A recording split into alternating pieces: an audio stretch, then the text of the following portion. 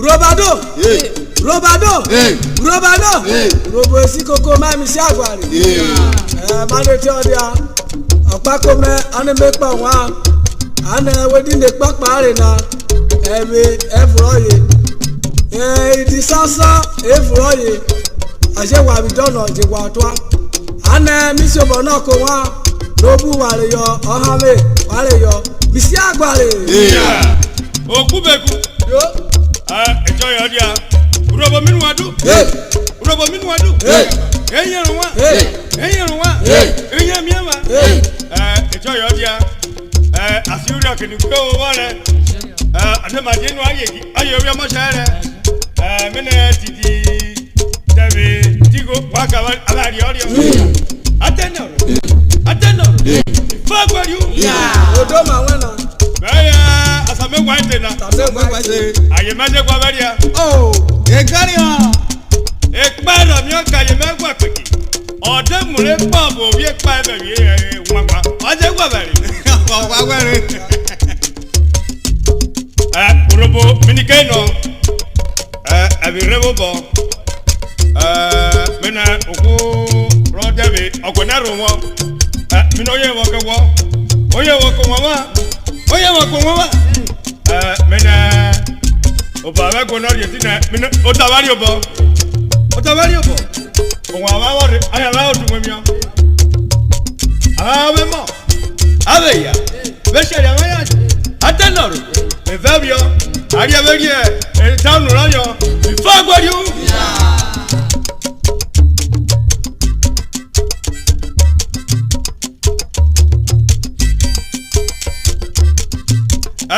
Urhobo minikeno. Bana okoko oyako. Abawar siempre na wakabario. Mena obawe gware abakeze sionure. Mena ekpeti riti sasa efoto. Sete abejelo. Abadeka. Wako mama. Abadure. Minobulu wemi abano bo. Wemi abano bo. Atenor. Isiagware you. Urhobo minuado. Urhobo esi koko ri ma mi Isiagware o. Eti odia. Opako me me na bopo wa. Wari ene rawuri okere oye ruru na cha. Ne titi tebe tigo wa we mi pe pare na. Ne amare yorio. Tona asibo. Jate no. Isiagware. Okubeku. Yo. Urhobo esi koko mi Isiagware. Odome. Yo seme. Ya le bole. Wo bori obo we wo dari market obere ino yo sha go cha lowo. Aso kena wa na me ofe obi ewe. Bine bi ro yo be na. Iye. Ka ro ape wo ka we bo sha we. Obo wo te bu wo sha we na mine kuwo bi e wo ko sha we na. Kuwewe igo rurigo. Kemu wa kwa ne ba pada yo miniketo wa ko di bo. Wo eru wo. Akere mena mi mut na wako wa make judo bo kewe wo mo bi wiari. Beri ene mi wi awa nule wo mama mo me wori bo ka wo bo eru wo kai to se bo nyo bo. Ko me jo kewe na mo me. Urhobo so yin no mawo. Igere. Uche brena o me choke wo joko we na. Ole soso wo meri ogo wo ke eso we bi ni ore we.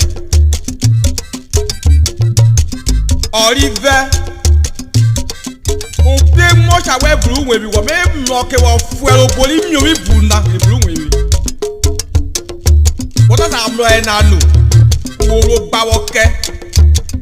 Oira eju na to wete. Ikwo bada ni ko wa nlo ki wo gbegbe ko ta pe. Kide boda bana ikwo bada yi se mi owo ko. Kide na wo ka se wo ke be se bojo le ikwo bada se mi owo ko.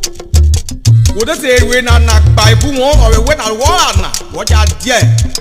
A we bo sha na. Je we we market. o cha da mi amle wo na ko do wo cha joma mu welo when wo cha joma me mle bi bia lo we na yo ma biko wa jo ko wo su ma yele ebi ba pe yele o ti yo ko wa ko ni be na ki jo wa we ya ko gbe we bi e de mi mu we bi ko bo de je me na yo de ta te no ikwenu ko wa yara we le bi e wo yo wa yara we le bi go de ta te no Isiagware yeah.